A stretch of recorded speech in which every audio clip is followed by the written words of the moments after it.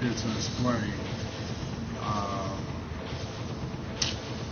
my Osiris build, which is normally not the type of build that anybody would build him. It's more like a assassin build, but it's definitely not something that you'll just try off the back with him. Or is it in some type of meta, or is it, you know, like if it's used like that often? Like, I mean, of course, starting off with Warriors, gotta have the type of strength to come with it. And plus, that's the most recommended boots for Osiris starting out. And I normally use this build in Conquest, what makes it even more scrutinized by people. But it works for me. I haven't had too many bad games with him. And Osiris is my favorite. He's the one that I main. But Lightning Bow. Choosing Lightning Bow is a no in the Smite community. People will chew you up, spit you out, crucify you if you choose Lightning Bow in any type of situation, especially when it comes to Osiris. People might even message you and call you trash. Not because you did terrible, but because you built Lightning Bow. I've been called trash when I built Lightning Bow and had great results from it. I even got scrutinized when I had an 18 kill game and only 3 deaths, but you know, strictly Lightning Bow is basically for early lane clear, helping Osiris to maintain stability and, you know, make sure he's keeping up with the rest of the warriors, especially since his first lane clear ain't, you know, as good as it is. So this allows you to, you know, constantly keep up with the lane. Next is, I feel like it's a must for Osiris, and that's Quinsize.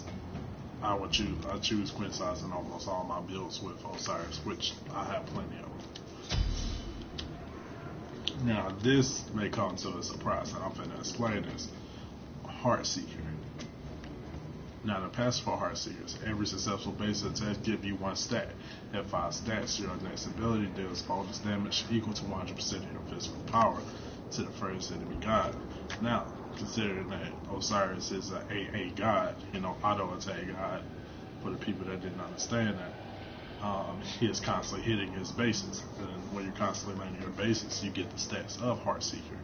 So if you was to land a move, you know, preferably your X with Osiris, it would deal a great deal of damage at almost your max build. So Heartseeker is definitely an item that I contend with a lot, I can test with a lot. You know, my next item, you know, is between these two. Most definitely almost choose Blood Forge, simply because it's passive. I believe with being so, you know, so squishy at the moment that only having 2100 health, you basically an assassin.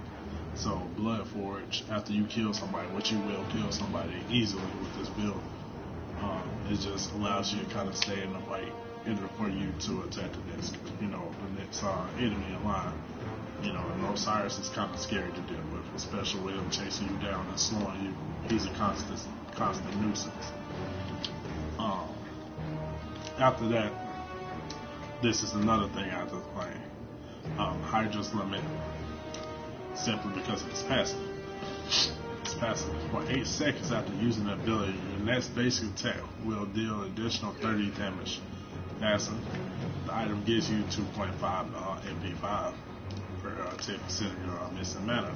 Now, Osiris normally doesn't have to worry too much about mana because he's an AA guy, so he's not constantly using it. He's mostly using his basic attacks, but it does kind of allow you in Conquest to, you know, actually stay and, you know, not have to worry about mana as much, you know, especially late game. You don't have to recall, which, I mean, 1,000 should be enough anyway.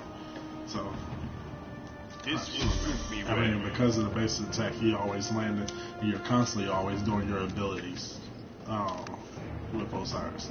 So, the Lightning Bow, because of the lane clear, Quinsize, because I feel like it's mandatory with Osiris. I haven't seen one build with Osiris that doesn't include Quinsize, and if you do, I would like to see it.